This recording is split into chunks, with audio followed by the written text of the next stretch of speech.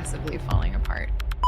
And I am in a relationship with a very abusive boyfriend, physically, mentally, emotionally, sexually abusive boyfriend. It is emotional distress, and I hate myself. And that finally caught up to me in 2013. Well, my health is starting to decline, and I keep gaining weight. I've already lost my corporate career, my health falling apart. Got PTSD, depression, anxiety, work and food and alcohol and drugs and social media and self-harm. So that's showing up too much fluid on my brain, like all these things. Of saving grace to myself, like I can't go there, I'm done. Nothing left in the relationship was the time I truly committed to ending my own life. I got an answer.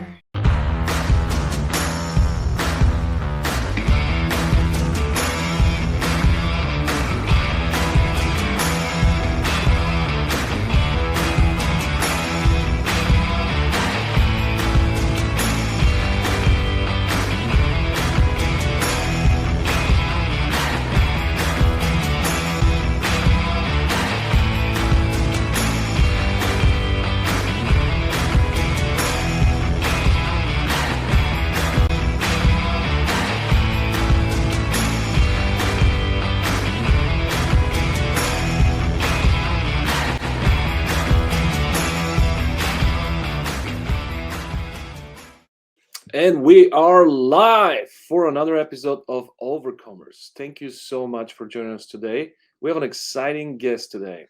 Our guest is going to be special. We'll be welcoming our first woman guest for the season of the Overcomers, Stacy Raske. This strong and powerful woman has dealt with various adversities in life, from weight and physical health to emotional health, by dealing with PTSD to business, career, and marriage. So I'm sure that a lot of you can relate to her journey. We'll be discussing all of these today, so you surely learn quite a lot from this episode. If you resonate with some of these challenges, you'll definitely finish the podcast with life lessons. So take some notes, get a paper and pen. Those lessons can guide you through your own difficulties. Stacy is best-selling author, speaker, podcast host, Iraq war veteran. It's not Iraq, it's Iraq. Leadership mentor, authenticity alchemist, executive coach, business strategist, boundaries expert. We're gonna talk about boundaries today. And she's also a systems junkie. She believes that systems save time, make things more efficient. She's also the founder and CEO of InFLOWential, which supports high-performing leaders to scale their impact internally and externally. She loves to help alpha leaders and driven disruptors embrace their inner rebel and shatter the status quo. Her mission in life is to unlock the highest potential and performance in others by shattering the invisible ceiling so they can embody their full purpose while enjoying the ride. I love this. Stacy has written for and has been featured in numerous magazines, including Authority Magazine, Yahoo Finance, Business Insider. Using the toolkit she learned while recovering from trauma and addiction, she mentored and inspired thousands with her vulnerability, authenticity, intuition, and storytelling. Stacy believes that everything we need to be successful is already within us, and we must give ourselves permission to embody all we desire. Without further ado, I'd like to introduce you to Stacy. Welcome, Stacy. Thank you so much for having me. It's such an honor. I didn't even realize I was your first female guest of the season. That's so exciting. First female guest. We had a bunch of dudes that are, what a lot of the narrative now is calling toxic masculinity. And no, we just had a bunch of strong men who are fighting to bring the strong man back, because we know that the strong man is under attack. Men that have, dedicated their time and effort and equity to bring men back to their prime. So you are a lady that brings both men and women back to their prime. Mm-hmm. So you're focusing on people, which is very exciting, because I feel like our female viewers are like, all right, we keep listening to these dudes. Can we anything for us? So I'm glad to have you as a guest, and really excited to hear your story. Also, a lot of the solutions that you're going to offer are going to be precious, and I know they're going to change someone's life and they're going to improve someone's situation.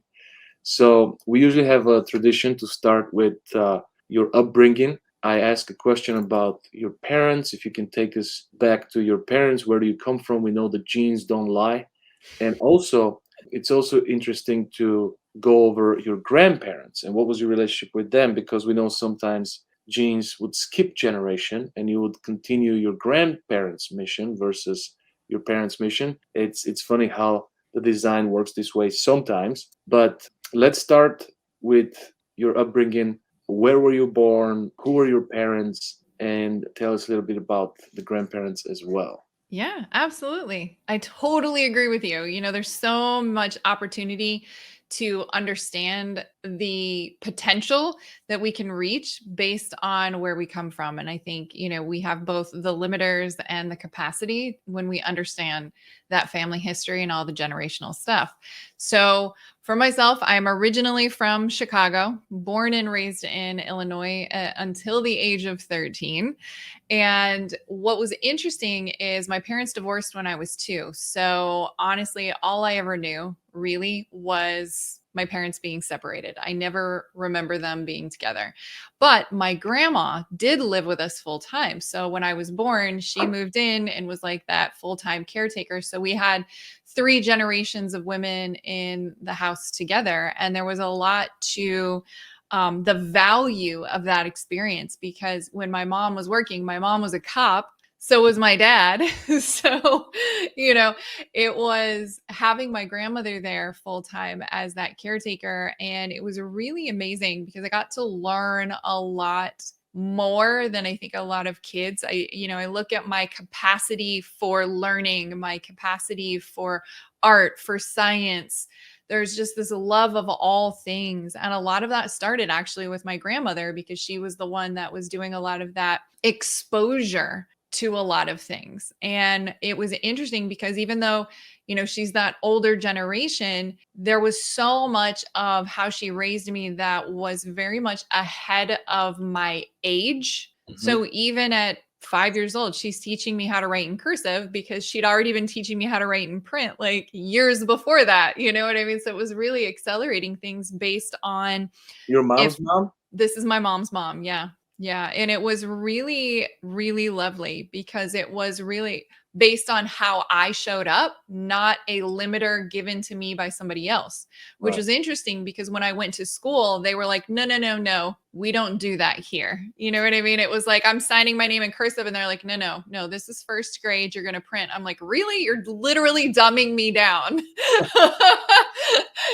But it was, so it was really interesting. My daughter Kind of felt that in public school right. too. Oh, yes. Public school was always like slow down rather than nurturing people's genius. And so I'm really grateful that I had those early years to have that extra nurture. And I had a good relationship with my mom initially. Where things came really shifted was as I got older, from 6 years old, when ego kicked in, Mm.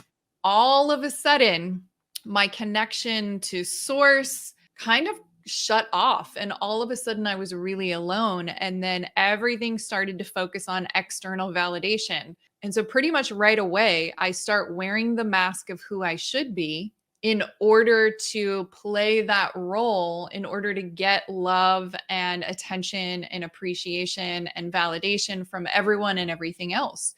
So all of my enoughness was tied to some external condition because I didn't know any different. I didn't know any better. Because again, all of our parents have the toolkit they're working with. And both of my parents, as wonderful as they are, both come from trauma, both have a lot of childhood and adult adversity, and both of them were really emotionally unavailable. Were they And Chicago so cops? both of well, they were law enforcement for different organizations around that greater kind of Chicago area. Mhm. Yeah, it's tough to be a cop in Chicago. It Struggle. is. Yeah. I mean, it absolutely is. And yet, even when they were not in law enforcement anymore, it's just that's their generational programming, right? Is just, we don't talk about our feelings. We Right. don't, we don't really understand a lot of that stuff. And so, all of my childhood was just, get good grades. That's how I learned what love was just that type of external validation. So it was getting good grades, performing well in sports, doing good in orchestra, following the rules, Yeah. playing the good girl. Who were you trying to And please at that point? it was really anybody. I had no understanding of how to have a relationship with myself. Didn't Mm. know what that was, not something I was taught. Because again, this is generational.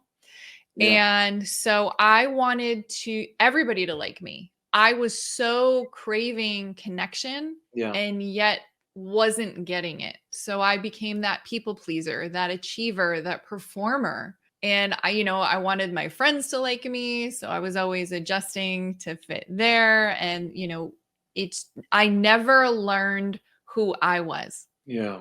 And And it was just a lot of moving around too. So there's a lot of moving and instability. And then my dad's house, there was a lot of physical, emotional violence and abuse and things like that as well. So there's a lot of unsafe all the time. So yeah. it was just constant survival mechanism to play the role and wear that mask because you don't know what you're going to get sometimes. So you both of your parents were protectors in a way. They were in law enforcement, one way or the other. So they were in the comfort zone during some violent conflicts. They felt comfortable with confrontation, you could say. Actually, not at all. Neither of them. My dad was. He was, like I said, he was more of the violent one, but both of them were very just emotionally unavailable and very disconnected and just wrapped up into their own shit. Yeah. And, I was the oldest, so I'm kind of along for the ride.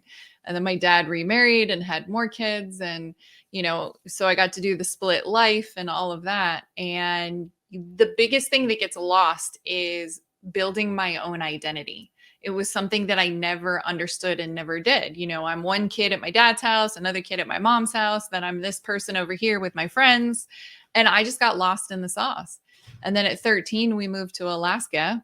Big change. Now Who did I you move have with? Who did you move with? my mom. Oh, okay. It was just my mom and I because my grandma had passed at this point. So we moved to Alaska before I start high school. And now I have zero community. Not that I had much community, but we had some family in Illinois. And then we moved to Alaska and everything starts massively falling apart. I'm in Illinois. If you ever want to come back, I'll show you the streets. Yeah, I come every year. So my family reunion, we have a sailboat race and my dad's still there. So I have to come up and visit him. So Awesome. I'd love to grab lunch with you next time when you're around. absolutely. So, what about grandpas? Did you have any memories for grandpas or? Both of them had passed away before I was born. Oh, okay. Yeah. I got to spend some time with one of my great grandfathers, and it was so beautifully impactful in a positive way. And I always remembered that experience. It just so much love and safety and presence Mhm. that I didn't get from any of my other family, such as like my parents, my step parents, some of the aunts and uncles and stuff like that. None of them were present in the way that my grandmother or my great grandfather had the capacity to be, which was a really beautiful thing. Yeah, they were more mature at that time, and they kind of the second round they knew what to do a little bit better than the first time. And why Alaska so far?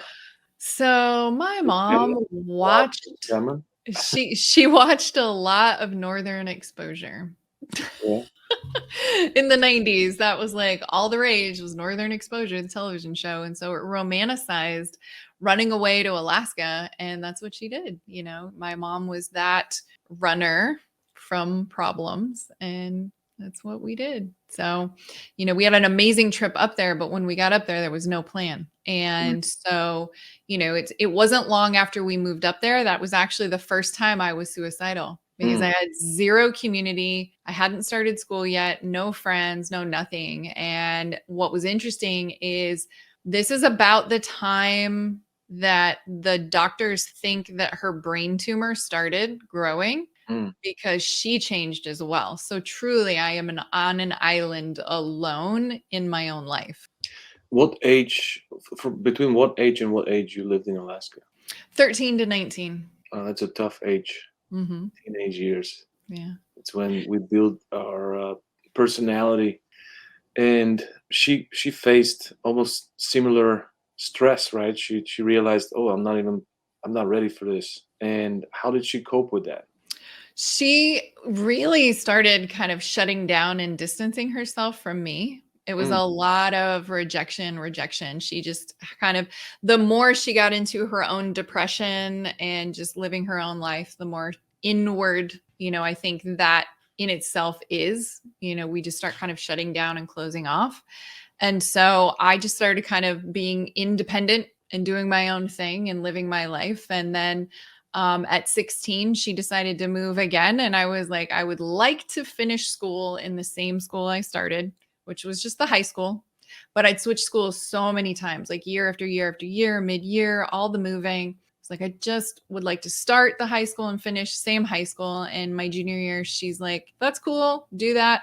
I'm leaving anyway. So I spent the junior and my senior year couch surfing off with friends to finish high school on my own. This is, it's very difficult for me to hear that because my daughter is going through a very similar situation now. And some of her requests are very simple. Like, I just want to be grounded. I just want to stay in this school for a while. I just want to have those friends.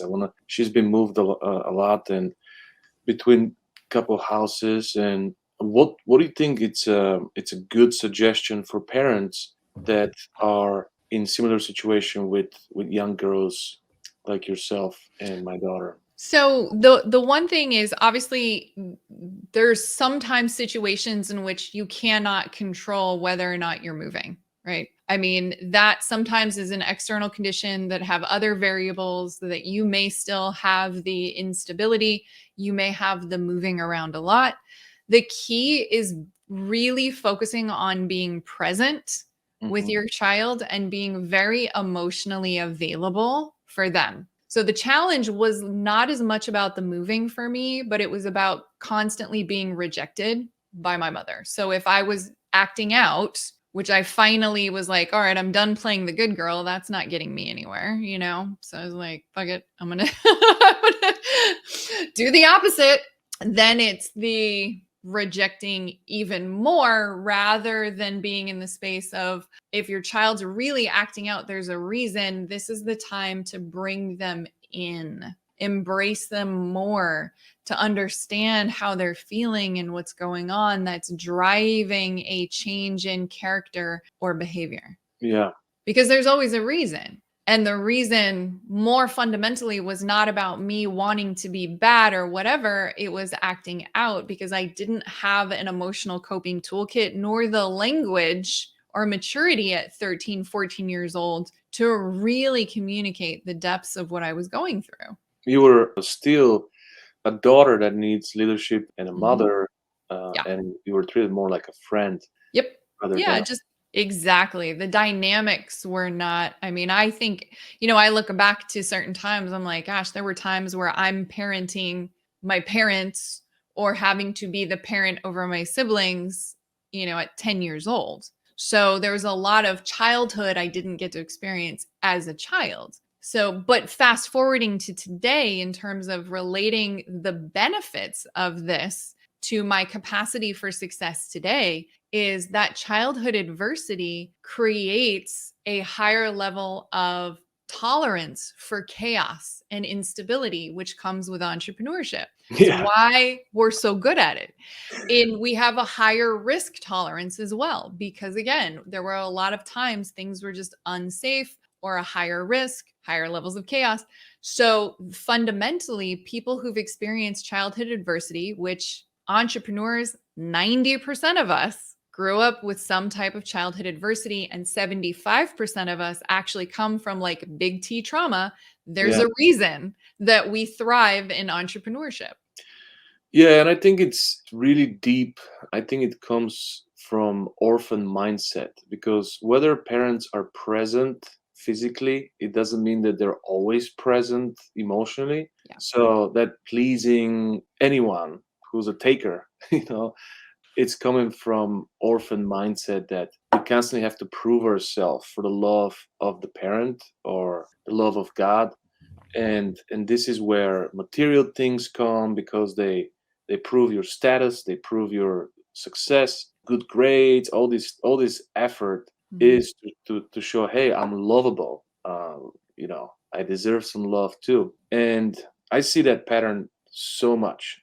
And I love how you compared business entrepreneurship with having a child. Is that what you meant? Or No, uh, no, no, just with us experiencing that childhood adversity, yeah, yeah, we get to thrive as entrepreneurs because we have that higher tolerance for chaos and risk adversity and instability, right? and But it rejection. is, I do actually relate entrepreneurship to having a child and looking at the different stages of your business as like raising a child. It Yeah, is I funny. think the tougher childhood you had, the easier you accept rejection. Mhm. You have calluses, so it's easier, thicker skin. And if you had this amazing, beautiful, loving childhood, you get crushed in the real world. So it's like, I've been interviewing a lot of people lately that had some really serious emotional trauma, like losing a parent getting killed right in front of them, Mhm. and they wouldn't change anything about it. They feel like that's what made them the person they are today, and they love the person they are today. And without those elements of the superhero concept, that's what happened to Batman. That's what happened to most superheroes. They had a really huge trauma happen as a child, and it changed the outcome of who they become. So it's a matter of choice. And you touched on that a little bit, how you made a choice. You had an ability to respond when your mom shut down, and you chose to take care of yourself. You chose to start your own thing, and kind of lead life the way you want to. I was in a situation like that growing up as a kid. I remember asking my mom for permission to go out, and not going out, for to play during the day, but to go out during the night, like at 8 p.m. until 4 in the morning. And she was like, I don't know, ask your dad. And then I asked my dad, and he was like, I don't know, ask your mom. And I was like, all right, I'll ask myself. And I asked myself, I'm like, hey, can you go out? Sure. What time do you come back? Whenever you want. Boom. And I left. And not surprisingly, nobody was really paying attention. But I've made those decisions to lead myself at a very early age, so I can definitely relate to that. I left home when I was 14. So tell me what happened after you graduated high school, because that was your number one goal at that point in Alaska. You're like, I'm going to graduate high Mhm. school. That's my mission. So you graduated with honors, I'm sure, and Nope. Mm-mm. Nope. No. barely. No, no, I mean it wasn't bad. It was just,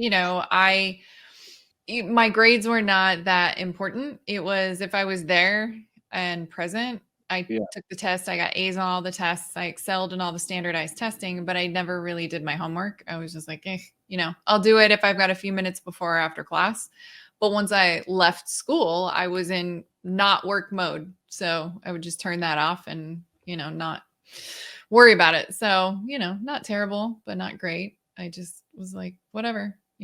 I mean, I'm basically in charge of myself. So what's the point? Well, But, you know, school is not really instrumental. I mm-mm. wish it was, but for the benefits that we get from school system, there is so much damage that's been done during that time for programming us and forming us into this average humans. It's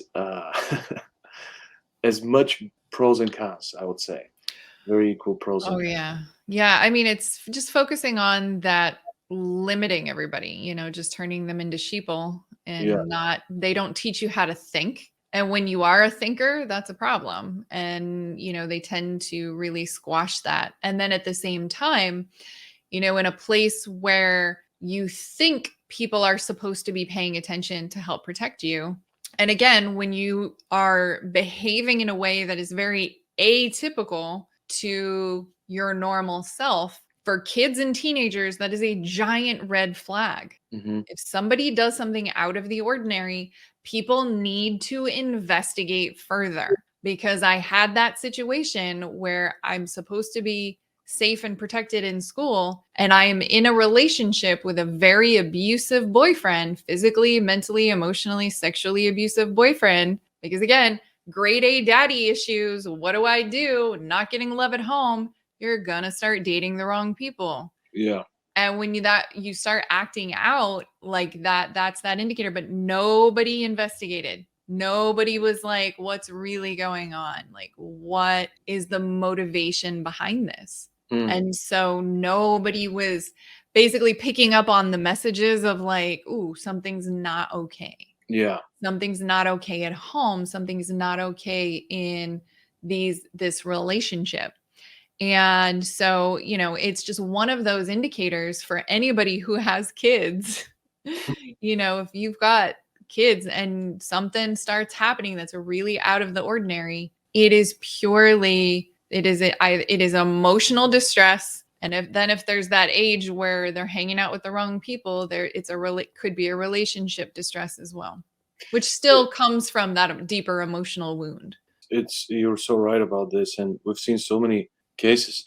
And one thing I've tried really hard with my daughter since she was born is to let her know about my protection and my love. And we have two simple rules: truth and grace. If you give me the truth, I'll give you the grace. So we've been very good with that, and she's been sharing with me, emotions and things and hard times at school with relationships, and I'm glad that we can have these conversations, and I really want to learn even more how to be available for her emotionally. Mhm. So do you think things have changed nowadays? Do you think schools are doing a better job with that, or is it to a different extreme? Maybe now they're getting too involved, too precautious, or Actually, I think from what I'm hearing, it's the opposite direction, that it's getting worse because more and more of the teachers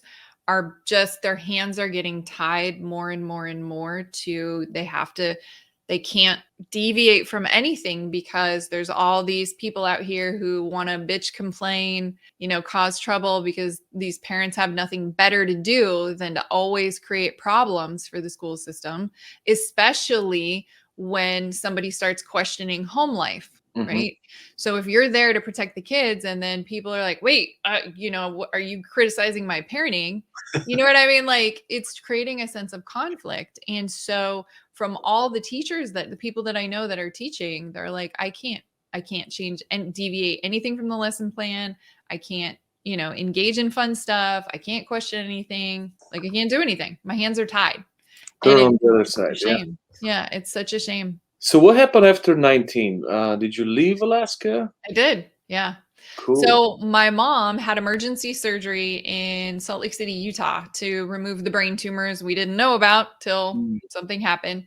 So she had emergency surgery, and she was actually living in Southern Utah at the time. And I really loved Salt Lake City so much that I was like, cool, I'll move here. Because I at 17, I I love graduated high Salt Lake school, City. but I went to college. I did 2 years of college because it was a should. I mean, I was in this generation of Yeah. all through the 80s and 90s. Every single one of our parents is like, go to college, go to college, go to college. You have to get a degree. So there was no other option in my mind. I was so ingrained that after high school, I have to go to college. I didn't think about anything else. Yeah. So I did college for 2 years and almost flunked out because I just was not into it. I'm like, this is stupid. I don't know what I want to do. This is a waste of my time. I don't want What to did do you go this. for? Hmm? Did you go for like general education or? Oh, no, no, no. I am a full-on science nerd, man. Oh yeah. Every time I've done school, it is science. It is science. I am a scientist at heart. That's why I love, I can take all of those, really complex or very woo concepts in terms of the spiritual and the universe and all of that stuff. But I love tying that to, science and physics and, quantum mechanics and strategy. Everything's really about simple execution. So what are the systems that need to be in order for us to create that outcome? So I think it's a really nice balance. Yeah. So It's I good. moved to Salt Lake City. I love Utah. It's one of my probably my second favorite place to Florida. But I was there for 2 years, and what was interesting, 2.5, is it was nice to start building a life and a sense of community. And at the same time, I knew I needed a big change. I started kind of coasting. I'm like, if I'm 21, 22, and I'm kind of feeling like I'm coasting, I'm like, I need a change. And so that's when I decided to join the Army. What age was that? 22. 22. Mhm. And you needed a change, but did you also needed a challenge? And you went, Structure, routine, consistency, safety, you're like, everything. I need accountability. I need somebody to kick my butt. Yeah. Yeah, all of it. It was the mindset piece. It was all of it, you know. So, what did you decide to join? The Navy, the Army, the Army. Army? Yes, specifically because I did chemical and biological warfare detection because Mhm. I'm such a nerd, science nerd. So I went in for NBC initially, nuclear, biological, chemical. And what's interesting is then I was selected because I was top of my class to do the biowarfare detection school. And so the irony is I joined in February 2001. I Mm. enlisted for 4 years, February 2001. So I'm all in. We know what happened in September. And we know what happened in September. I was home on leave. So I did basic training, AIT, which is school for your job. Then I went to the biowarfare detection school, got that special training and certification. Then I go back to Utah, home on leave. 9/11 happens. And Wow. I'm at my duty station 2 days later. So, can you describe your experience with 9/11? Where were you? And Yeah. Yeah, I was in Salt Lake City, and when the alarm went off, it was my last day where the movers were coming to pack up all my stuff to take it to the duty station. Like that was the plan for the day. And yeah, I mean, I woke up and there's no music on the radio on the alarm. It's just people talking about the Twin Towers. And I'm like, wait, what's happening right now? And so I'm the first person awake. I wake up the whole house because they're wow, like, oh my God, something's going on. Something's going on. So I wake up everybody and turn on the TVs, and we're like, oh my God. So of course, immediately I'm on the phone, like, what do I have to do? Because obviously this is going to affect me professionally speaking. And so I still went, packed up everything, and then literally the very next day drove myself and my 2 dogs to Louisiana, to Fort Polk, to my duty station. And did then you take your dogs? huh? What happens to the dogs? They come with you? Yeah, they came with me. Yeah. Wow, that's awesome. Yeah. So, when I got down there, I stayed with some people that I knew. And then once I got my house, it was fine. I got housing, me and the dogs. And yeah. How did you it end was up good. in Iraq? So our first deployment was actually to the Pentagon, because remember that Yeah. anthrax was mailed to the Pentagon a couple days after 9/11. So I had to actually go to the Pentagon to clean up anthrax. And then we were testing and all the stuff there for a few months after 9/11. So I was literally in the crash site with the cleanup, all of the stuff. Was So, there and then actual anthrax? inside. Yeah, there was. Mhm. Wow. Yeah, anthrax was mailed to the Pentagon. Yeah, it was there. I Yep. remember that. I remember Mhm. that. And after that, obviously, we started a war. So Yeah. when So 2003, February 2003, I went to Kuwait. And it was funny because at the biowarfare detection schools where I met my now husband, and he actually got out of, he was medically discharged right before we left to go to Kuwait. So he got to stay home and I deployed. And so I went to Kuwait, and we were on the front lines when we first invaded Iraq in March of 2003. And wow, so I was the first chemical unit. We were on the front lines with EOD, and we were testing everything pretty much as we went from Kuwait up to Baghdad. So that's crazy. So your parents were in law enforcement and they were protecting the state of Illinois, and you and your husband stepped it up a notch, protecting United States of America. that's definitely one way to look at it. I see a pattern here. Yeah. So tell me about him. How did you guys get together? How did you started dating? Yeah, it was funny because when we met, we were both legally married to other people, but both of those marriages were really triggered by being in the military. So there's a lot of that kind of challenge with joining the military is if you are dating someone, they kind of force you to make a decision. You've either got to get married or it's hard, because The then you're military is asking you to make that decision. well, if you move because you are going to your duty station, if you're dating, they're not going to pay to move the other person. You know what I mean? Okay. And you're asking the other person to move across the country for you, but you're just dating. It's kind of Right. tough. You know what I mean? So I think there's a lot of, it's why the divorce rate in the military is so high because it just forces a lot of young people who are in puppy love to kind of get married. And then you get forced to move and change your whole life. I And not a see. lot of people are prepared for that. And it's very hard. It's really hard. The So for military. me, yeah, Yeah. exactly. I'd already moved so many times. For me, I'm like, I've been on my own since I was 16. I'm not going into the barracks.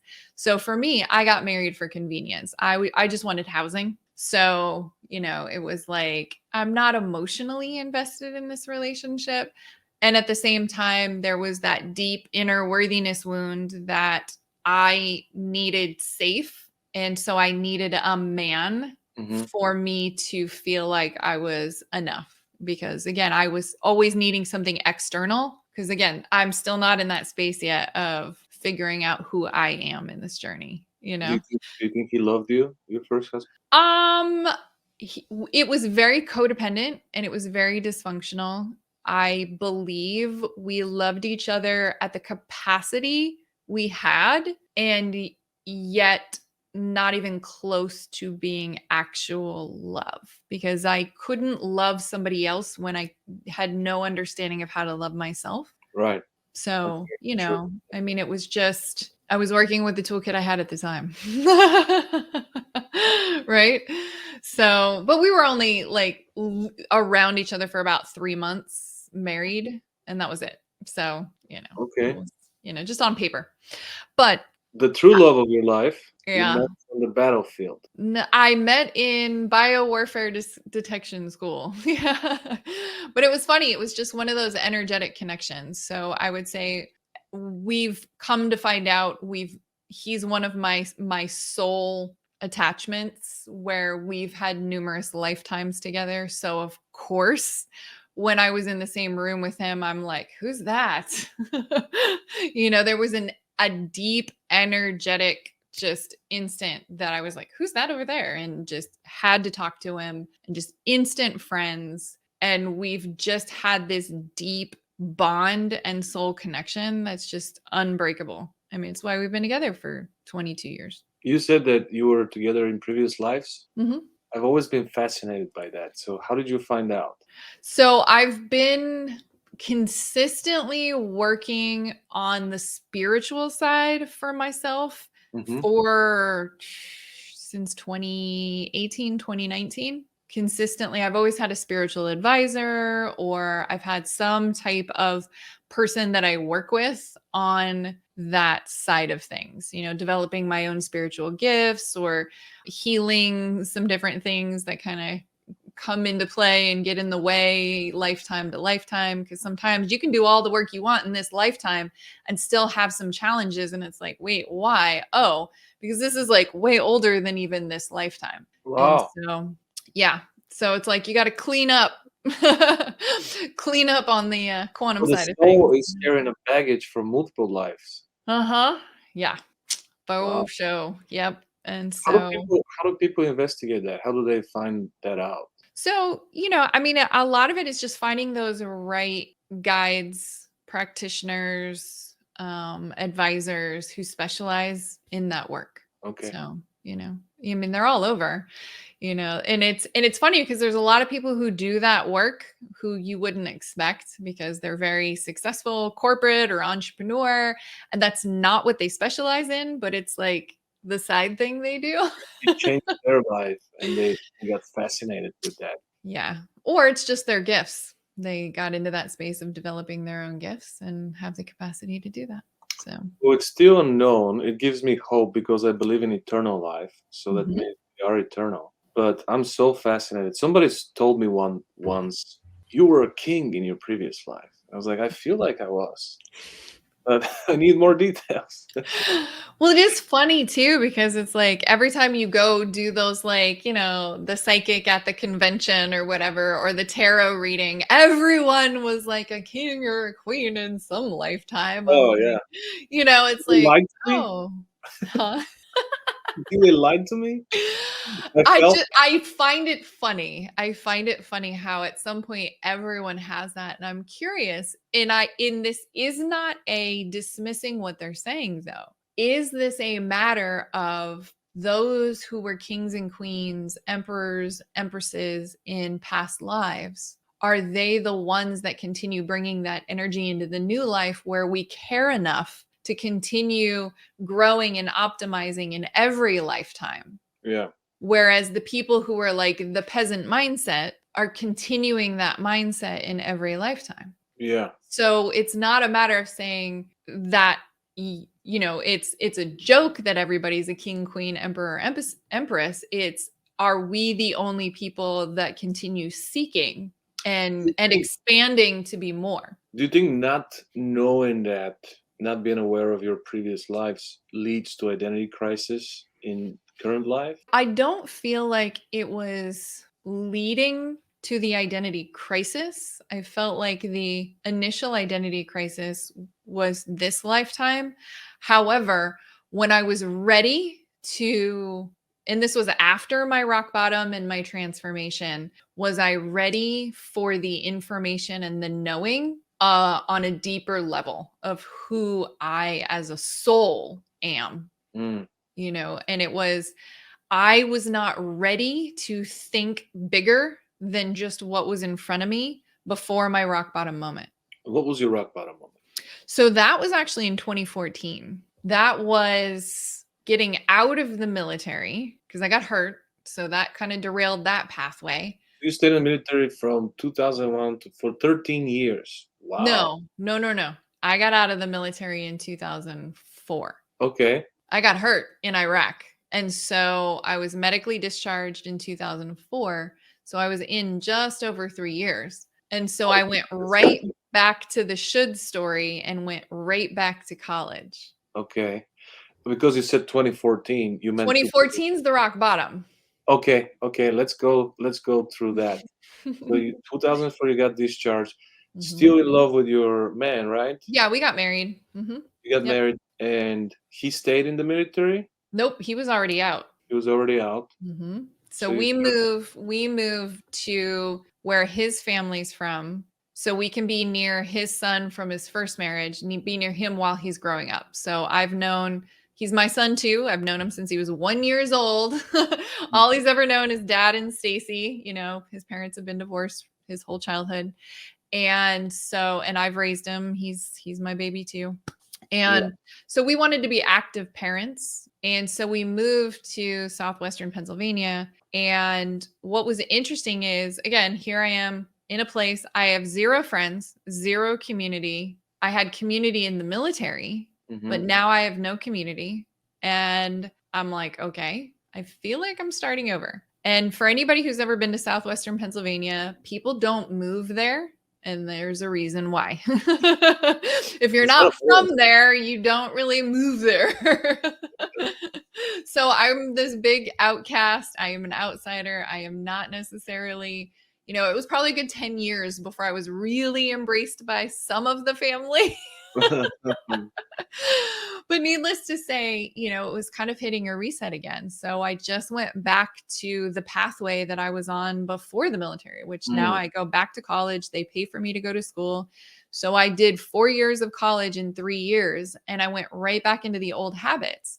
So here I am. I'm lacking community, still lacking a lot of identity. I'm married now, and I'm just like, oh shit. Like, I have to learn how to be a spouse and a partner. Let me just hide over here in school. Yeah. So I went right back to chasing the external validation of getting good grades, studying like crazy, doing all of that at a cost. And it was starting already to cost me my marriage Mm. because I didn't have that coping toolkit to handle how I was feeling. So let me just hide in my work, which my work was just school. So needless to say, guess who graduated valedictorian from college? Was it with my science, with my degree in biology. biology? Yeah. Yep. Awesome. Yeah. And so I immediately went to work. I got recruited by a pharmaceutical company as a chemist. So I went straight to work and doing the corporate because it's safe. Yeah. Got the corporate job. It paid good. It was safe. It had the benefits, right? So all of this stuff I'm doing is following the path of who I should be. You should That's be a it. good spouse, get a job, kind of like you should go to college, Get a get a job, degree, good get a benefits. job, good benefits, it's safe, get married, buy the house, have the cars, have the shit, do your vacation twice a year. But I still I think was checking the it's good. boxes, just checking the boxes. Did you not have any interest towards biology, or I think you had a little bit of interest, or No, I love science. I love biology. it But just what I'm saying is all of those things were just shoulds. I'm just checking the boxes. It's the life plan dictated by society and our parents. And I'm just check the box, check the box, check the box. But what happens is now I got the corporate job, bought the house, I'm married, got all the things, got the dogs, got the cats, we're raising our son, doing all the stuff. But what happened? I'm miserable. I hate my life and I hate myself. And mm, that finally caught up to me in 2014. And there was a lot of indicators well in advance. I started drinking more. I started doing more drugs. I'm working longer, working more. Well, my health is starting to decline and I keep gaining weight, gaining weight, gaining weight. Eventually, in 2014, I'm at a place where I weighed twice as much as I do now. I was walking with a cane. I had like braces on my wrists and stuff like that. I was in and out of the hospital all the time because my body's just that final indicator of how miserable I was because I mm. was beating it up. I was constantly beating myself up. How connected do you think are the spiritual health, the mental health, and the physical health? Oh, they are completely intertwined. The body's the last piece. If you can't lose weight, the weight was the physical manifestation of the emotional and spiritual burden I was carrying. Yeah, I think that's 100%. some spiritual people when they see the body, they already know what Mhm. the struggles are Oh yeah, for sure. mentally, and Mhm. then mental struggles comes from the spirituality. Yeah. So you focus so much on the spiritual later on in your healing part, Yeah. which enters the door for the mental healing and understanding. And because you're a person of science, you want to know how it works. You want to know why you feel this way. You want to know steps for recovering or Mhm. taking control. And Exactly. so, when was the breaking point? When do you think was the lowest moment, the rock bottom, like you call it? Yes, it was at the very end of 2014. It was that week in between Christmas and New Year's. I've already lost my corporate career, my health falling apart, Why my did you marriage, lose your corporate career? pharmaceutical chemist. But why did you lose your career? Oh, because my health was so bad. You It couldn't and go it to was work. such a toxic environment, but like my health, so keep in mind, like I've got PTSD, depression, anxiety, and then I'm self-medicating with work and food and alcohol and drugs and social media and self-harm. So that's showing up as like Drugs eating like disorders and pills or street drugs. so it's funny, everything else got really bad when I quit smoking weed. That Oh was yeah. really funny. Yeah, like that was keeping me pretty well balanced as like a manageable self-medicating. But when I was like, all right, I'm kind of done, kind of numbing out and smoking weed. What was funny is it opened up Pandora's box Yeah. because I didn't have the toolkit to handle it. The weed So takes the edge off. it was a reasonable level of self-medication in a functional way. So I was a functioning fucked up. Yeah. Then when I quit smoking weed, that's when I started getting put on all the antidepressants, all the Mm. antipsychotics, all the benzos. That's when they started giving me prescriptions. And now I'm going down the cascade of medications to counteract the side effects of other medications. Lupus, fibromyalgia, thyroid cancer, all these things start popping up over and over and over again. Oh, Too much fluid on my brain, like all these things. And once you get in the system, they'll work on you. yeah, They'll find yeah. problems. So, it's basically all of that. And so I got so bad, I was on long term disability. And eventually I was like, I can't go back to that toxic work environment. So that was my first kind of saving grace to myself was like, I can't go back there. I'm done. So no more corporate career, but I'm completely lost because it's the only identity I had at that point was this external thing. And so what happens? I'm, like I said, it's highly emotional and triggering anyway, being around the holidays. I'm almost 300 pounds. And like I said, I'm walking with a cane. I'm absolutely miserable and on all these meds. I have no career. Like I said, Jeff and we've been together through this, but we're on almost nothing left in the relationship. Mm. And I was just done. And we got into a fight. He went off into the other room, and I just went straight to the kitchen to my favorite self medication, which was food and alcohol. And I'm just grabbing the food from the cabinet, shoving it in my face. I am bawling my eyes out, and I'm just chasing it with a bottle of booze, just Mm. shoving it in there. And I'm just crying. And I'm like, what the hell am I doing? And for the first time in probably well over a decade, I got an answer. And this voice chimes in and says, oh, honey, you are trying to make yourself look as ugly on the outside as you feel on the inside Mm. because you hate yourself. Wow. And then that's literally what I was doing. I was self medicating for self destruction. And I was done. And that was the last time I was suicidal. And I was just like, okay, what's the point? And the follow up was I've made this. Every single choice, the life that I had that was my prison, I made it. It was my own creation. And that was a whole lot of personal responsibility and clarity I was not prepared for. And that was like, I'm done. There's no reason for me to be here. And that's when I was like, that's it. I'm done. Today, Well, we're done. how was your husband's development after the military? Did he get a job? Did he? Yeah. What was he on? Yeah, he was working. He was doing his thing. He was working very long hours to offset. He was in oil and gas industry, so it was just really long hours, a lot on the road. And did you have any other kids besides the boy? Nope. So what was the boy doing during those years? Actually, that's around my rock bottom. I think that was when he was living with us full time. Yeah, So he had moved in with us full time. get to witness some of those. Some of it, yeah, he got to be around to some of it. I mean, he wasn't present with that. Thankfully, like that actual moment, I think he was at his mom's that weekend for the holidays. So, he wasn't around there for that. But like that moment, and I mean, I get to make a joke about it now, but I'm like, that was the time I truly committed to ending my own life. And yet I was so type A that I passed out before my plan was perfect. So how were you planning on doing it? I passed out. I passed out drunk before I got to any sort of a plan. And so the beauty was when I woke up the next day, the beauty of it was I woke up the next day, I remembered all the clarity that came to me. And I was like, that's it, I'm done. So I went to my trauma therapist. I told her, I'm done. I'm throwing in the towel.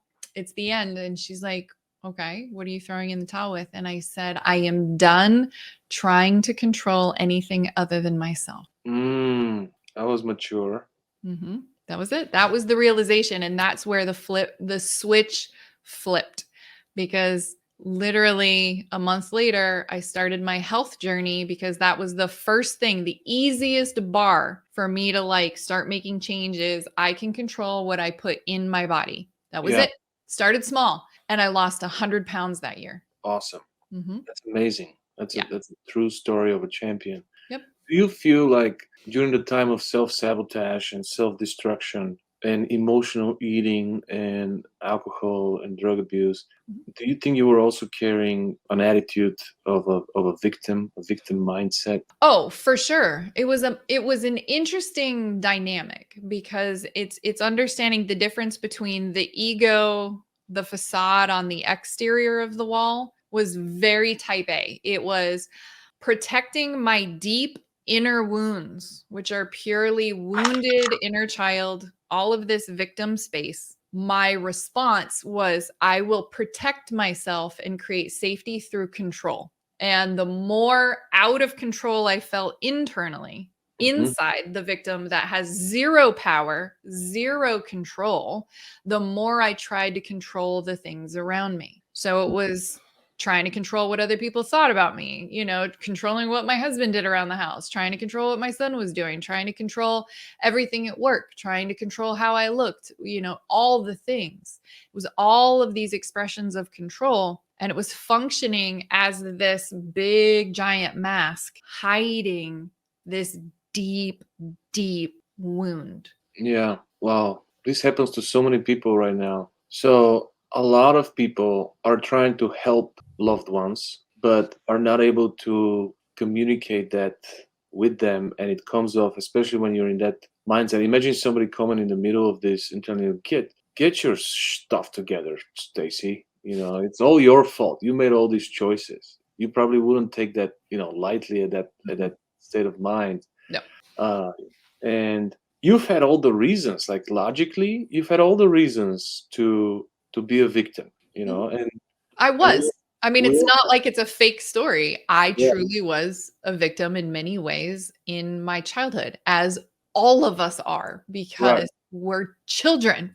We're not able to be in control of ourselves. And so we truly are powerless. The problem is when these traumas happen, part of our selves gets stuck at that age and it never matures. And so, literally, that's how we're driving the boat. Our subconscious is driving the boat in our present day, in our leadership, our relationships, our business is this wounded inner child. Just so many things going on, the sympathy towards the young girl that went through, now that you see it from a perspective of an older woman, and all the things that happened to you as a dependent, and you couldn't take responsibility back then, but then now you're supposed to take responsibility, and then so much hard work went into going to the military, going through all the training, going through different schools, getting the corporate job. This is not easy. This is Mhm. something that very few people succeed with, and you did it not to satisfy your true self, your true soul, but to satisfy the facade, to satisfy other people, to get the recognition, and then that's anger that sometimes we can't understand the source of, and all these feelings and emotions are mixed, and we got to make sense out of it, and we give up and we go back to self-destructive mode, which is a honest indicator of not loving ourselves. So do you think that when you started handling your physical health first, the love for yourself started to come back because of your transformation? 100 pounds is a big deal. Well, I was doing the emotional and spiritual work at the same time. Okay. That's the reason it became safe for my body to release the weight, because I It's still, started building boundaries. I had none, a lot of us yes. like zero boundaries. So what I had to do was start learning what are boundaries and understanding the boundaries are for me, nobody else. And every one of those relationships that I have where I feel like we've got boundary issues, it's just a mirror reflection of my relationship with myself. So I had to start here. Let's talk about that. Let's talk about boundaries, because I feel like my parents never had boundaries. No, Not, mine did not either. And it's taught. It's and 100% taught. they still don't. Like, I would go to my parents and I'm like, you're tolerating that, right? And they're like, what do you mean I'm tolerating that? I'm like, yeah, you're allowing this to happen. You don't have any boundaries. They're like, boundaries? What is this? What is So this? how do you how do you first understand what boundaries are, and how do you implement that? Because a lot of people feel guilty when they first realize what boundaries are. They feel guilty and they feel like it's off-putting and it's egoistical thing. So Mhm. can you give us more clarity on first what are boundaries and what are some practical ways to start small and then protect your heart? Yeah. Absolutely. So, the interesting thing that I've seen too is a lot of us entrepreneurs, not only do we come from a lot of childhood adversity, but that creates a high level of empathy for others. A lot of this desire to solve problems in the world and really wanting to be of service in a bigger way. And so that empathy can sometimes be at a detriment when we don't have clear boundaries. So, the simplest form of explaining boundaries that I have, especially when I'm teaching and mentoring youth and teenagers, is understanding boundaries are simply focusing on what you have control over and letting go of everything you don't have control over. So it's what you're responsible for, which is you. And that's it. And letting go of everything else you're not responsible for. That is truly the simplest understanding of boundaries. And what I am responsible for is my bubble. That's it. As far as my hands can go is my little energetic bubble of I get to control what is in this bubble. And my boundaries are simply stating as simply and clearly as possible what I will and will not allow in my bubble. And that's very different from telling other people what to do. But the foundation of what you will and will not allow in your bubble is about your relationship with you, because you cannot expect anyone to respect you if you do not respect yourself. Nothing will change if you're not willing to respect your body, respect your goals, respect your wisdom, respect your dreams, respect your drive, respect your rest. Yeah. And that comes with a little bit of self-awareness and a little bit of maturity, right?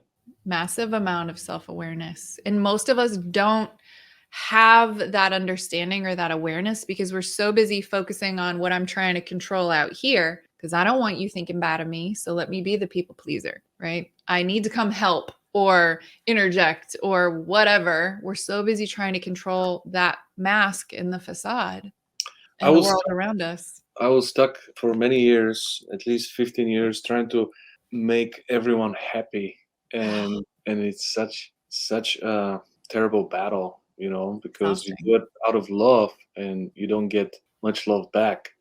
So it's really disappointing, the rewards of that, and the self destruction definitely comes from lack of respect for yourself. What are some boundaries that you are completely committed to, like you would never break? What do you protect the most for you? Mhm.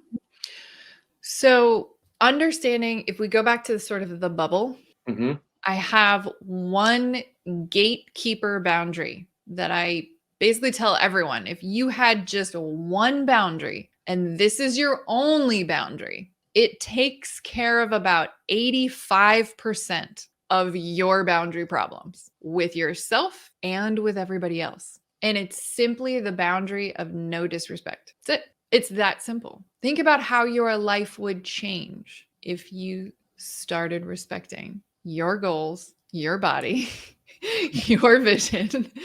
Think about how your relationships would change if you simply no longer allowed yourself to be disrespected. If you felt some kind of way about an interaction, like, now not feeling this, I'm feeling disrespected right now, so I'm leaving this conversation, right? How do Hey, you feeling disrespected, so no, I'm firing you as a client. Bye, that's it. So that has to be protected with the cost of everything, even if it's a lot of money involved or a lot of other aspects involved. You cannot sacrifice your boundaries for self-respect because it's going to end up biting you down the road. Every time. Every time. Anytime I deviated from my boundary and accepted a client for money, it was always horrible Yeah. because I'm not trusting my gut.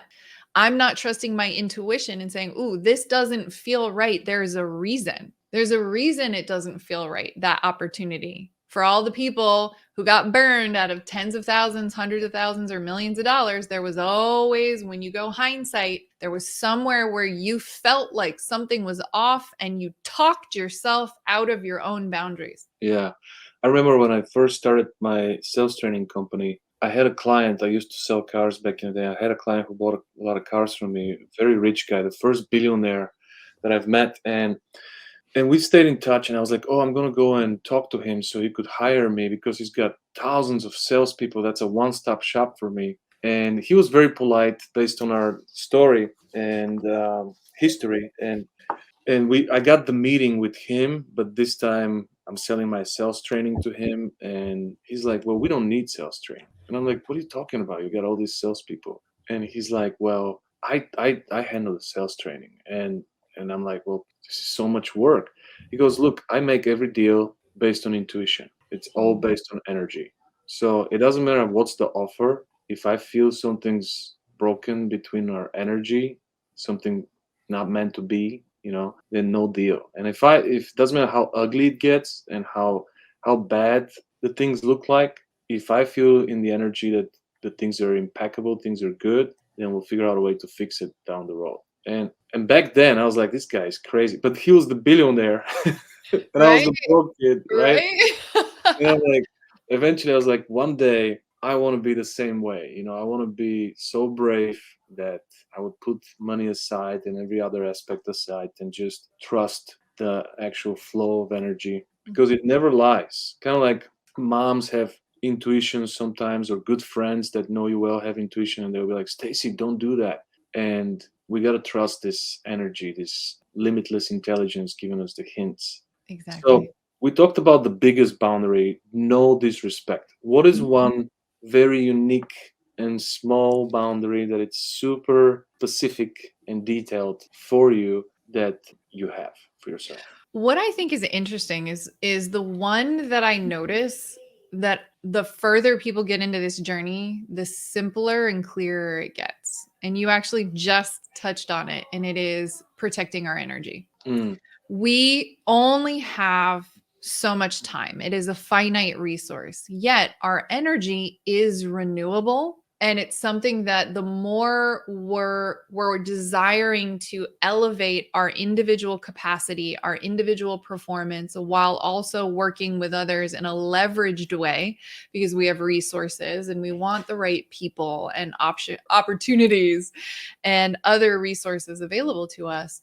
It all comes down to managing our energy, because we've learned to leverage this innate skill and talent or capacity that is our amazing intuition. The more we hone and develop that to use it as our now decision maker, the compass for which we move things forward, the gauge for which we allow the right people, opportunities to come in, the way in which we share our genius with the world to impact in a bigger way. It all comes down to managing our physical, mental, emotional, and spiritual energy. how do we do that? That's what I do. That's my Give us, influential process. give us a little sample. Give us a little Yeah, appetizer. Let absolutely. us smell the bacon a little. So the biggest thing that I always, as someone who was super tied to hustle culture, right? That was totally my thing. You think about employee mindset is trading time for money. We talked about this briefly before we went live. That employee mindset and even that hustle mindset is trading time for money. And so even when I started my business, I was still tied to how many hours am I working in my business, and realizing that the amount of effort I was investing was not generating the revenue that I knew I had the potential to make. Yeah, Right? Like we know, like, God, why am I so burned out, but I'm not getting the ROI? hustling Because will get you there. yeah, right? Like, and so it's understanding we're focusing on that finite resource of just hustle, right? So it's time. I'm going to invest more time and more physical energy, but I'm not doing it in a leveraged way. And so the biggest shift, especially for people who are well versed in, serial entrepreneurs, and they've been doing this for a while and they're ready to optimize to the next level, is revamping how you are really managing your day based on manage your energy, not your time. If you don't want to trade time for money, don't manage your time then. We want to trade our energy for the biggest ROI, right? So it's not trading. We're investing energy in everything that we do, physical, mental, emotional, spiritual, and doing it very strategically based on the big vision. So I actually eliminate 1-year goals. I fire them. I'm like, we look at 90-day increments, our 90-day targets, and what's the big vision. So we don't get lost in the middle. Because honestly, 1-year goals actually slow us down from achieving the big stuff. People get too dialed in and they're literally blocking out amazing opportunities to really quantum leap the needle forward because they're not thinking big enough and they're being the cock blocker to what they want. I'm like, stop blocking it. Yeah. And so the more we're in this space of leverage. So here are some tactical, practical things to do.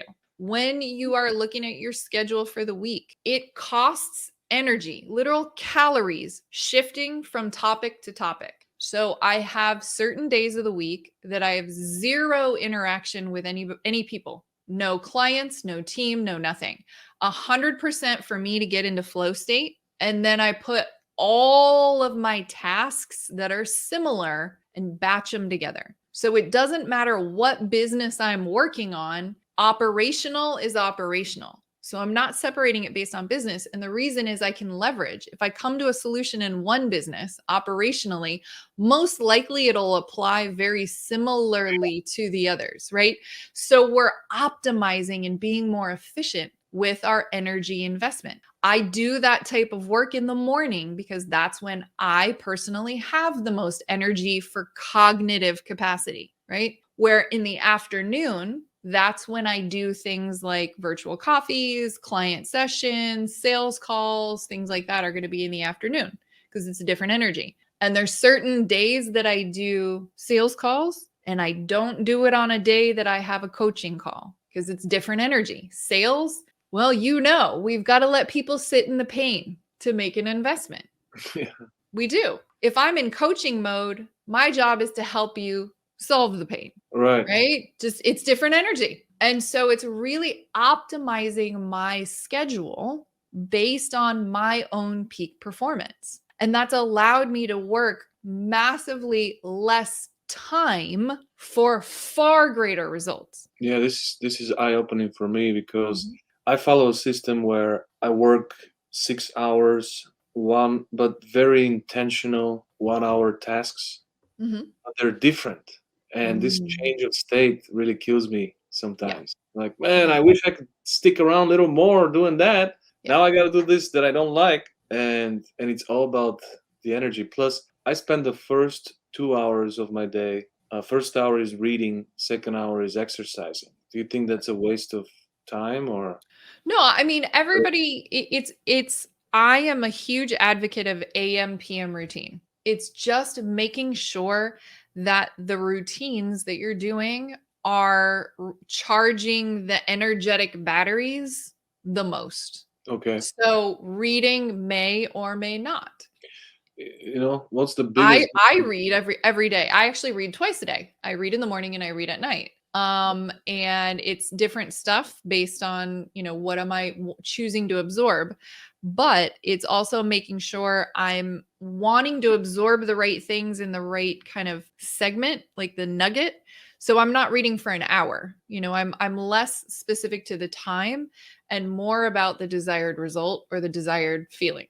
So instead of going to the gym for an hour, because it's an arbitrary thing that says you need to work out for an hour, I can actually do specific breath work exercises for 3 minutes that give me the result of walking for 30 minutes or 3 miles.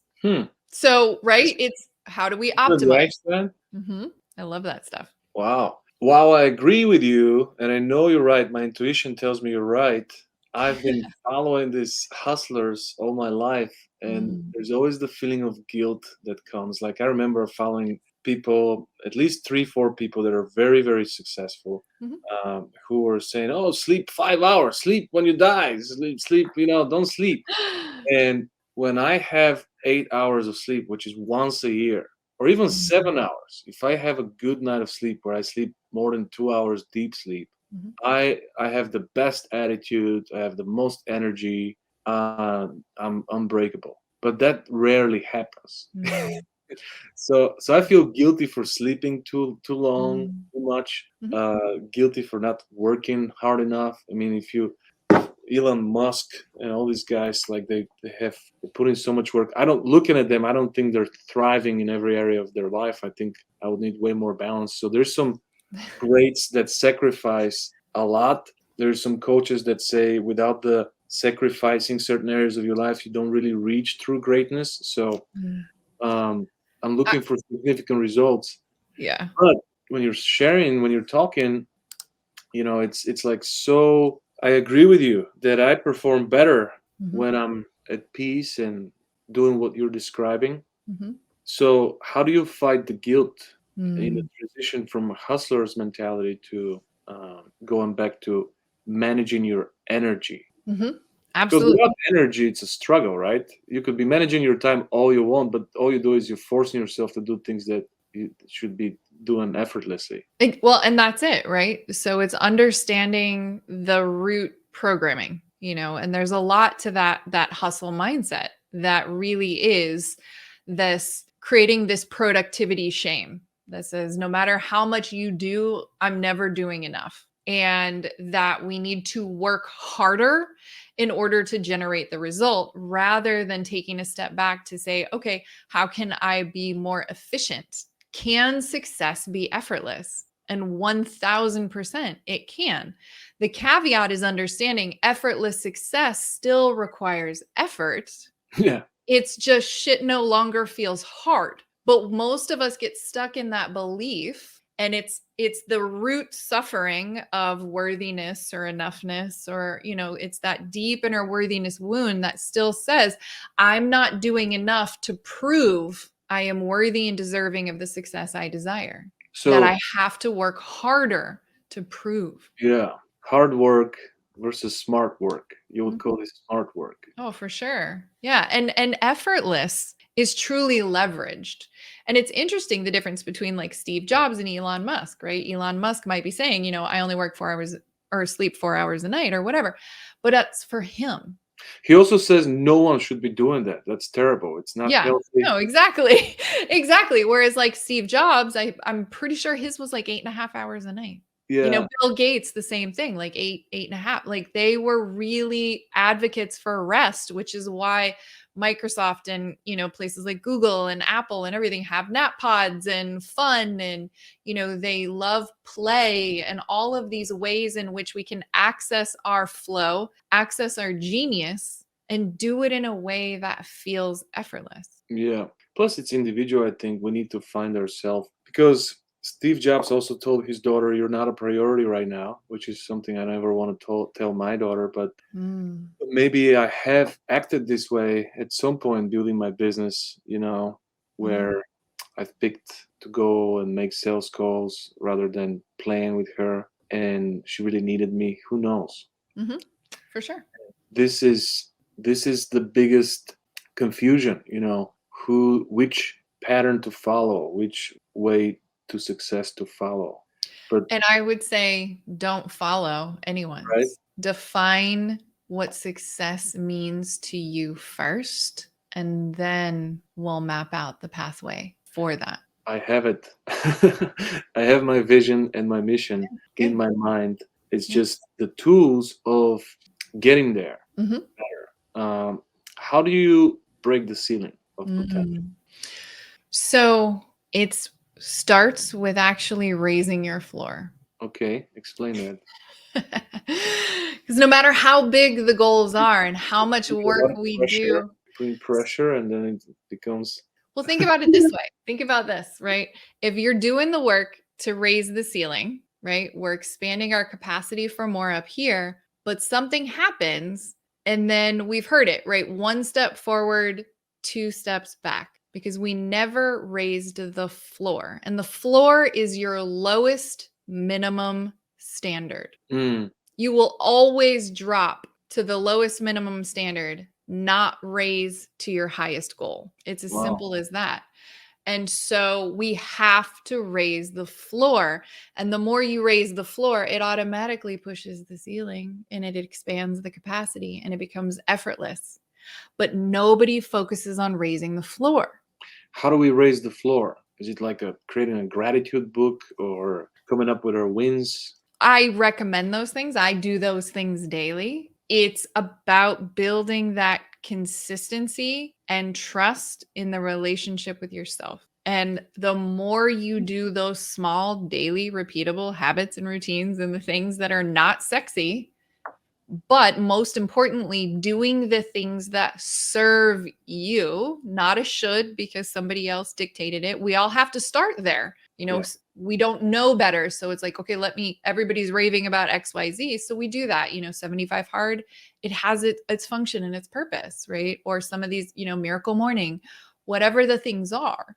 Eventually we have to start looking at checking in with ourselves and have the discernment of what your soul's telling you, that you need. If you see your performance deteriorating when you're not getting more than 7 hours of sleep, why continue to do that? But this is where raising your floor is so important, because we have to make the time for what we need. Yeah.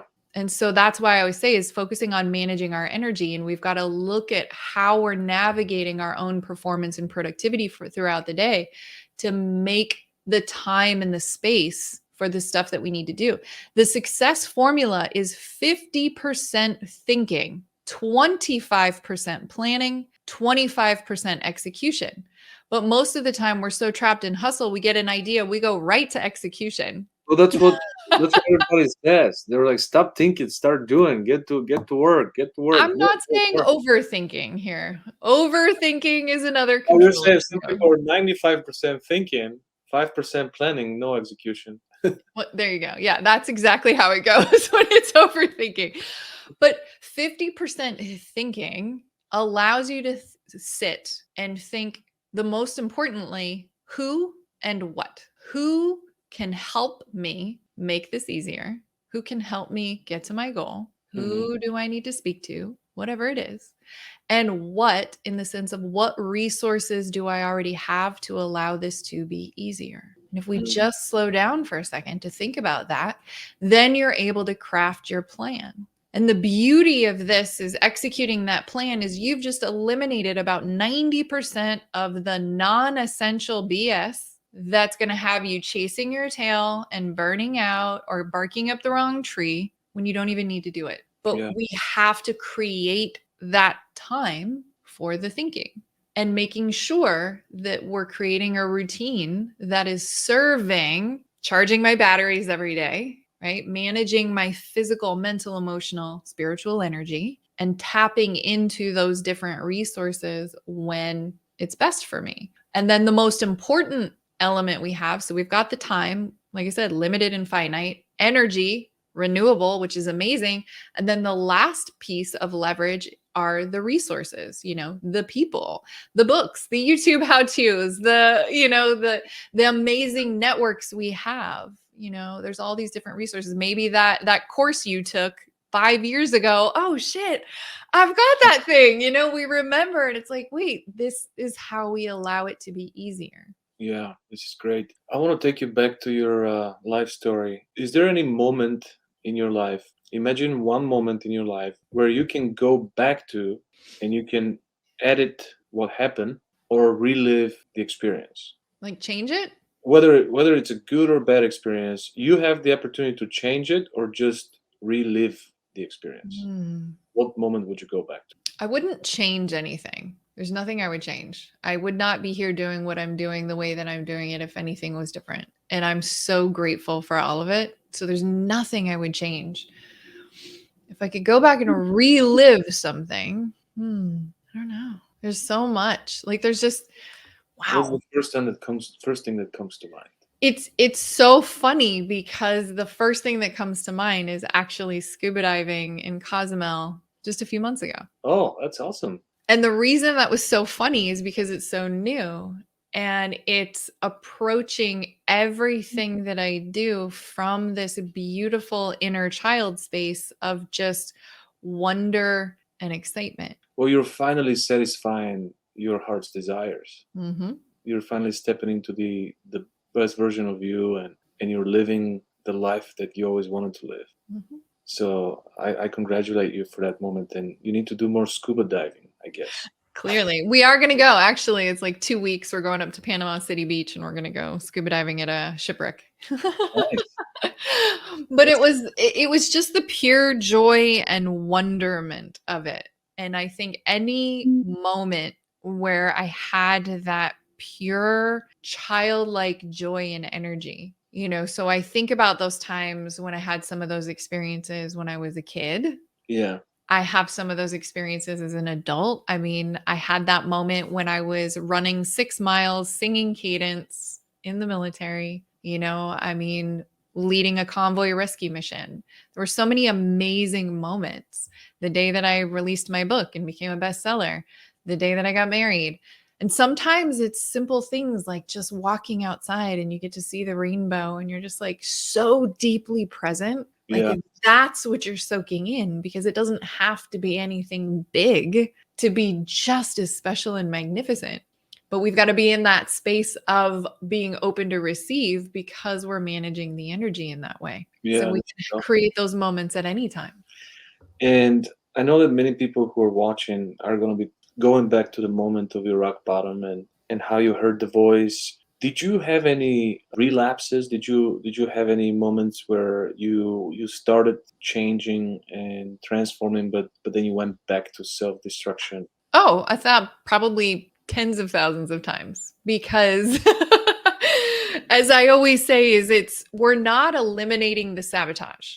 Life's going to happen. What we're doing is shortening the sabotage cycle, which is the amount of time it takes for us to get back on track. That's good. So instead of taking 3 months, you do it in 3 days. Then instead of doing it in 3 days, you do it in one day. Yeah, 30 seconds now. Like, ooh, trigger. Okay, I see you, old story. Don't have to respond to that. Or how do I need to manage my energy, right? Choosing to respond rather than react. And so, yeah, I mean, it's most of us don't realize, especially getting into entrepreneurship, right, that our superpowers for success, the root of those superpower are also the root of our sabotage. Yeah.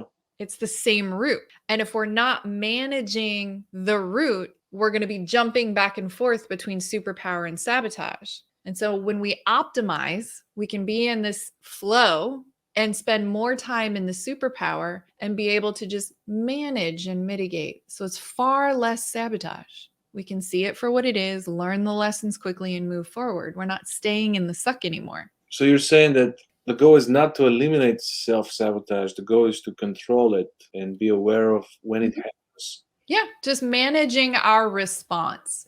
So understanding, what are the triggers when things happen?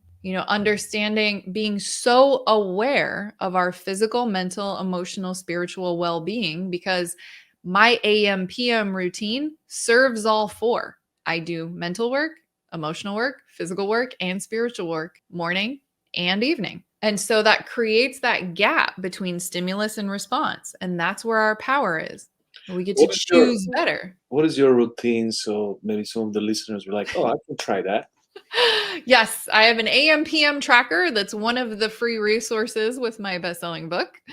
But it literally right now, I could go get it. Oh no, wait, I took a photo of it because I was sharing it in my mastermind in my coaching group. So let me just look at all of the stuff that's on there. So I have the big things for me. I have the physical stuff. I do this light thing called a power routine. It's an upper body, a core, and a lower body. And it's done just within a few minutes. And it just activates every single thing in the way that it needs to be. And I don't focus on the number because certain days my body is going to be like, woohoo, we got plenty of energy. Let's, crush it. And this is separate from when I am choosing to do active exercise or lifting at the gym, right? Like I do this regardless. It's just activating my physical well-being. I do breath work, and the breath work is really beautiful. In 90 seconds to 3 minutes, you can completely reset your nervous system. So it's get out of stress response, which for all of us who grew up with trauma and childhood adversity, that's the reason we do good in business, is because we have a tolerance for stress. And we manage it really well till we don't. And so it keeps the nervous system down. And then what I also do is specific breathwork exercises to get my left brain, right brain communicating, and my head and my body balanced. So I can easily get into flow state. I can focus. I am ADHD. I will be, oh, shit show Stacy if I don't get this dialed in. So the breath work, I do my gratitudes in the morning and I do wins and successes at night. So I bookend my day with positivity. And let's see, what else do I do in the morning? Oh, I've got my supplements on there. Big advocate for good quality supplementation. That's a big one. Which one do you recommend?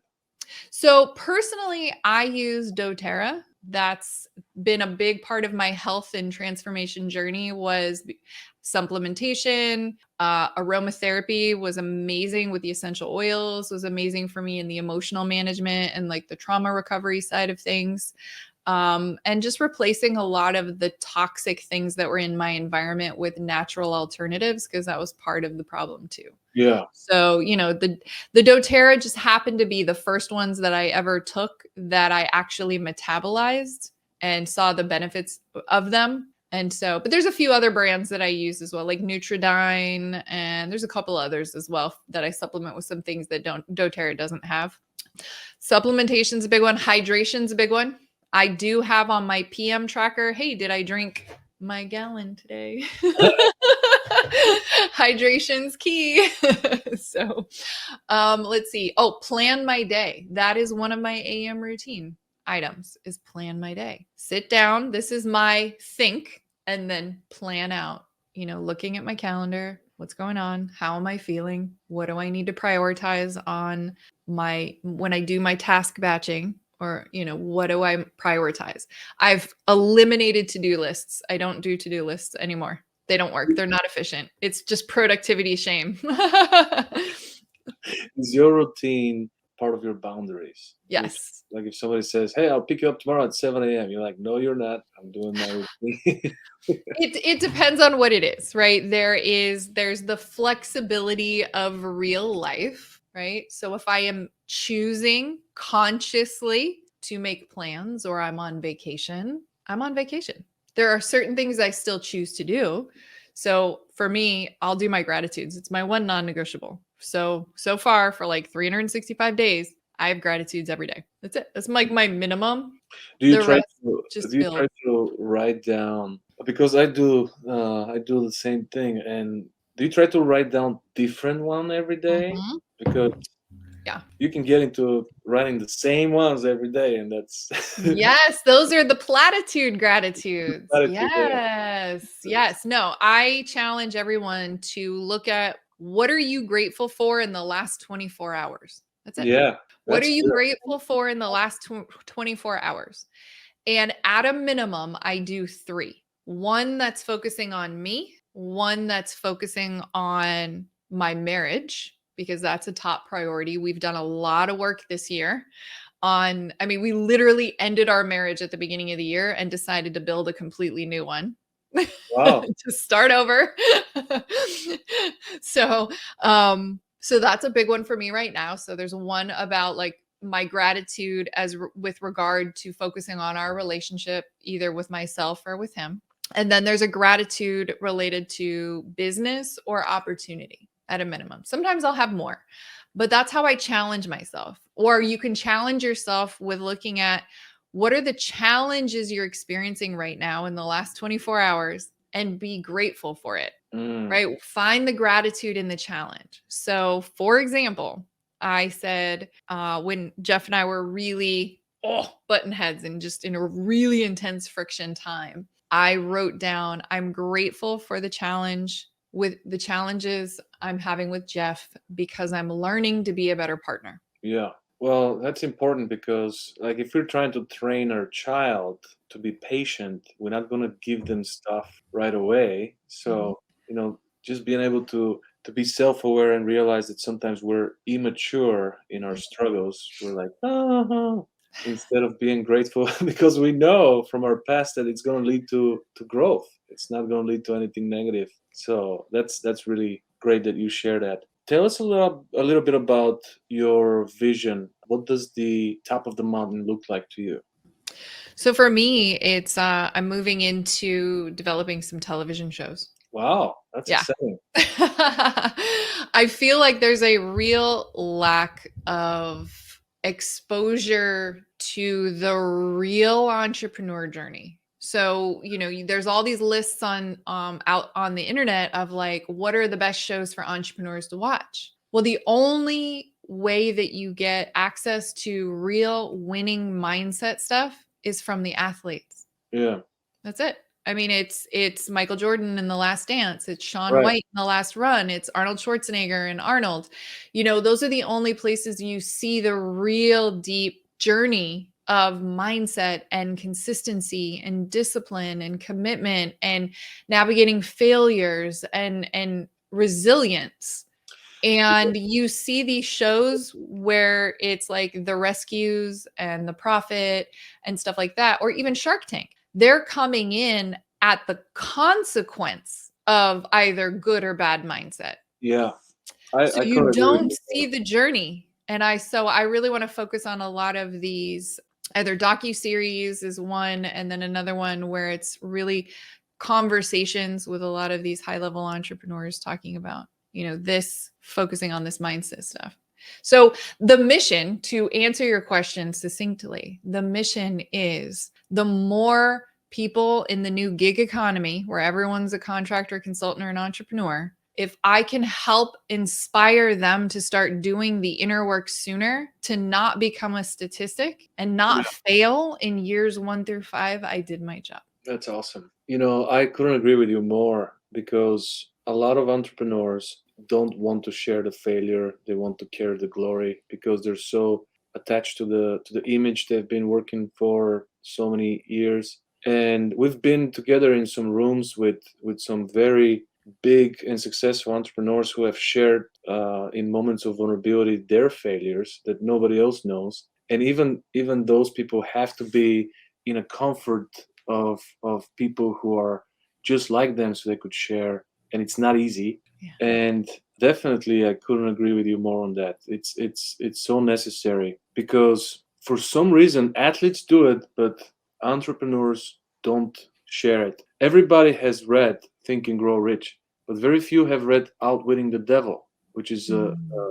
a counter book of the struggles. When you hear that, JP Morgan was afraid of mice or something like that, you're like, wow, man, these are people just like me. And And that's exactly it. I want to show people that they see these entrepreneurs at all these different levels to say, look, they're exactly like you and are having the exact same challenges, whether they're making $500,000 or $500 million. yeah, because people feel that this huge distance, and I'm sure you've had some clients who would say, well, Stacy, it's easy for you to say, it's easy for you to do all these things, but you could, if you are vulnerable enough, which you are, to share your story, to share your struggles, then they know that you would also be able to meet them in the dungeon, and you'll be able to apply empathy, so you could help them with practical steps on how to get out. So, what are some struggles that you're struggling right now? A lot of people, I think, are stuck in that moment of deception because of addictions, and you've mentioned addictions, and sometimes just your normal state of mind is to be high or drunk.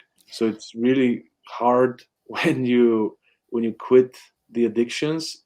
What are some Obviously, we've heard, changing habits, starting a new lifestyle. But is there anything that you're struggling right now and you're trying to overcome currently as you're teaching people how to get out? Oh, yeah. No, I mean, it's always new level, same devil. So it shows up in different ways, but it always kind of goes back to the same root. But it's never a matter of saying, oh my God, I thought I already worked on this, because you hit a new level. So this is a new version of you addressing a deeper version of that same story. So you're just it's deeper healing to get to the next level. So for me this year, it's been very much around shifting into being a transformational leader, better communication and collaboration. So, literally, like everything I've been talking about this year has been collaborative thinking, leveraging the relationships to allow things to be easier, the people that are the resource, and practicing what I preach by doing so much work in my marriage. And that's why this year's been so transformative for Jeff and I, because we hit that point where we realized, and we took 15 days off grid in the Yucatan Peninsula to basically boil down to, I was growing, he was growing. I was good at supporting him and he was good at supporting me. But what was never evolving was the third entity, which is the relationship. The relationship was stuck at codependent and dysfunctional version of us from 15 to 20 years ago. That wasn't evolving. And so we were like, okay, well, all of our parents and modern medicine and everybody be like, oh, go to therapy, work on the relationship, blah, blah, blah.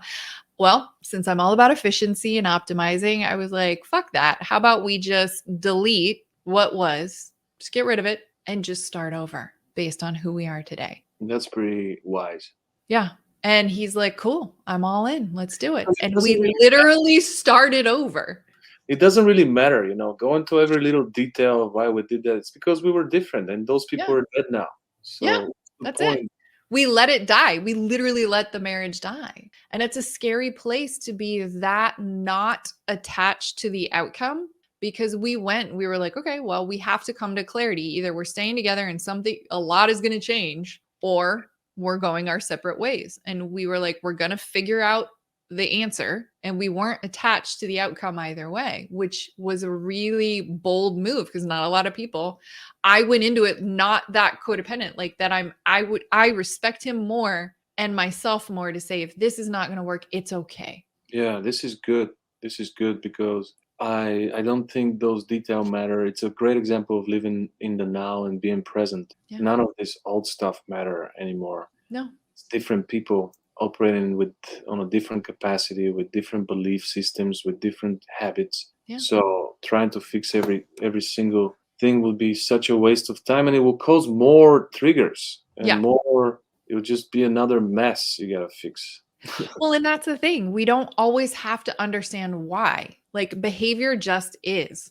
And what we can control are the conditions to either support creating the behavior we want, or if we're not getting it, what are the conditions for success? But stop assigning meaning to everything. That's why I always say everything in my ecosystem is high performance inner work, because you're never wasting any time retelling the story. Yeah. It doesn't matter. It doesn't matter. What matters is how the story is affecting you right now. And then what do we need to address to change the conditions to get the desired result? That's it. That's it. How would you rate the top 3 adversities you had in your life and the top 3 wins you had in your life? Oh my God. Really? Why not? As much as I focus on simplicity and clarity, I am like, oh, that's so hard. If 3 is too many, go with 1 and 1. One, oh God, the challenges. Okay. So one of the greatest challenges is also one of my greatest successes. Well, we want to see the connection later. I Go with the will. adversities I will. One of the hardest things I ever did was write my book. It was so hard. And it was so hard because it was being willing to lift the veil on everything and share the raw truth. And for someone who spent a lifetime wearing the mask, it was so scary. It was so hard. And I sabotaged like crazy because I'm sitting in the stories to bring them back up to share them. And it was sitting in that space of now moving into observer mode Mm. and pulling out those lessons. But that was literally like 3 months of hell for myself and everyone around me. Because I had to take this lifetime of all of this shit that happened to me and sit in it in a way to distill the lessons. And it was really, really, really painful. Good, but it was also healing for you. It was. Mhm. That's why I always say it's the one of the worst things that I went through that I chose to put myself through. Putting it in print, it's Right? different than sharing it on a podcast for sure. It is. And it was the most transformative experience because it liberated me from the prison that I created. Yeah, you have the key. The door is wide Yeah, open. we always do. This is so good. Well, tell me your second biggest adversity and challenge when life was so tough. You actually shared with us moments where you were suicidal. It's probably those moments when you were not finding any hope. Yeah, for sure. It's a sad place to be in when you truly feel that alone. And what's interesting was how, at the end of the day, it's self created. And I don't mean that in a way of dismissing, saying we're choosing to create that. A lot of it was by default, because again, even in my adult life, it's my wounded inner child that's creating this life. That's what's running the show. So I'm getting more of the wounds and the hurts. And so I'm walling up more and more to hide and protect myself. And the bigger the walls get, the more disconnected we become. Yeah. Well, as a veteran, I'm sure that you're aware that PTSD is such a huge problem now, Mhm. and you struggle with that. And there's so many veterans that are ending their life at the Mhm. highest rate right now. But what I was thinking, listening to your stories, how many of those people end up in the military the same way you did? Not because of personal desire and conviction, but because it's a way to run and it's a place where you can hide and be find purpose. That's bigger than yourself. Which ultimately that's what we're looking for. But Mhm. many people ended up in the military and they don't have this PTSD necessarily from the experience in the military, but from the experiences before, Yeah. and they just didn't heal from that. It got worse. No, and that's exactly it. I actually talk about this a lot and why a lot of the VA trauma recovery programs are not comprehensive enough because they just focus on the military trauma. But the Yeah, reason like 80% of or actually even more of the veterans have PTSD is because we show up fucked up. We're escaping childhood adversity, instability, poverty, abuse, all of those things are what we're joining the military to get away from. yeah. So, I mean, we could have a whole nother conversation since we only have like 5 minutes left. The reason why I we, said that is because you yeah, mentioned as soon as I got out, I went right back to the old destructive habits. totally went right back to it. And I feel that's happening to a lot of people who get discharged, whether it's honorably or dishonorably, or when it ends. There's some people that miss the camaraderie, they miss the respect part, Mhm. and they're disappointed with the way citizens live their life. But like you said, the people who are trying to work with them, the therapists, are focusing on the trauma from the military, not healing the root, which could take a lot more work. you know It is, but I think if we're also addressing the needs, not just the healing in the sense of let's work on the old shit, but it's also looking at creating a sense of community. That is every time I was suicidal, before or after the military, was when I was lacking a sense of community, when I did not have people, when I'm having a freaking meltdown that I trusted that I could say, hey, oh my God, I'm really struggling. And I have that now. I have some of these entrepreneur friends who have the same dark night of the soul stories that are my inner circle confidants that I talk to once a month. We just have regularly scheduled connection time to talk about whatever, So we need that. How important is to have strong community that respects your boundaries, understands your boundaries. How critical is that? It's everything. But we cannot create a community that is supportive of us if we are not in a place of building that for ourselves first. Like I said, we can't have other people that respect us if we don't respect ourselves. We must show up for our own survival, huh?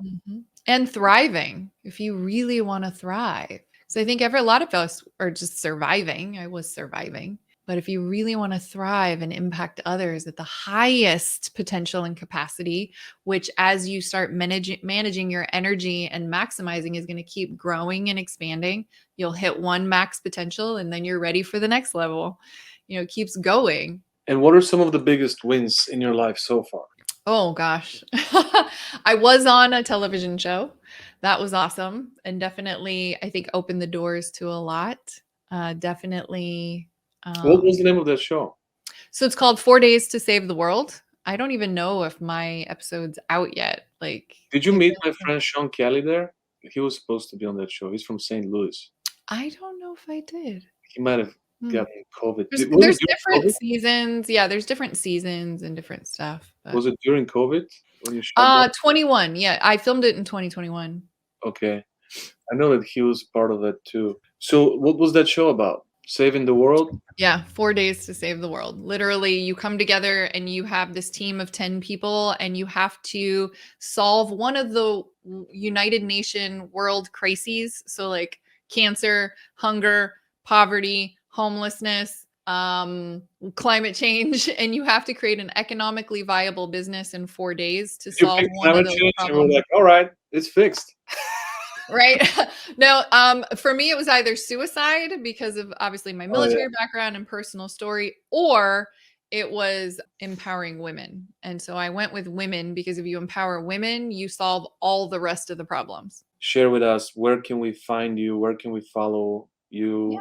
Where can we sign up for your influential mastermind? And where do we listen to your podcast? Just do all the things.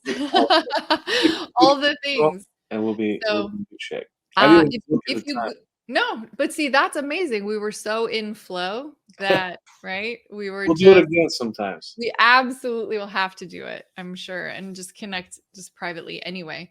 So stacyraske.com is just kind of the central hub. I'm just rebuilding it now with all the juicy new things. So if it still says under construction, don't worry, it's coming. BeInFLOWential.com is where you can learn more about our alpha leadership experience. I don't generally use the word mastermind because it doesn't fully embrace the power and depth of what we do.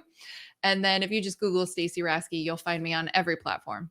That's awesome. Well, Stacy, thank you so much for your time. We would love to see you again. Appreciate you sharing your story, and thank you for helping us eradicate limited mindset. You're welcome. Thank you so much. I would love to continue the conversation. We just had so much juicy stuff today. It was so great. Make it a great day.